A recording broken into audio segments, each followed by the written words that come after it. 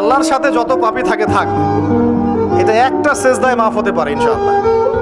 আল্লাহ পাকের সাথে অনেক পাপ আছে আমাদের, মনে করে নামাজ পড়ি নাই, রোজা রাখি নাই, যাকাত দেই নাই, ইত্যাদি ইত্যাদি অনেক পাপ আল্লাহর হক অনেক নষ্ট করেছে। একটা সেজদা যদি কবুল হয়ে যায়, একটা ইস্তেগফার যদি কবুল হয়ে যায়, ইনশাআল্লাহ সব গুনাহ মাফ হয়ে যাবে।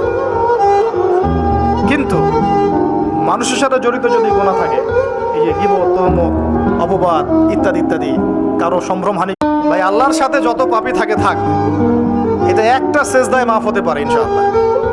আল্লাহ পাকের সাথে অনেক পাপ আছে আমাদের, মনে করে নামাজ পড়ি নাই, রোজা রাখি নাই, যাকাত দেই নাই, ইত্যাদি ইত্যাদি অনেক পাপ আল্লাহর হক অনেক নষ্ট করেছে।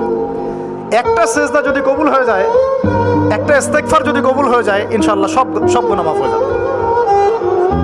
কিন্তু মানুষের সাথে জড়িত যদি গুনাহ থাকে, এই যে গীবত, তুহমত, অপবাদ ইত্যাদি ইত্যাদি, কারো সম্ভ্রমহানি করেছেন, কাউকে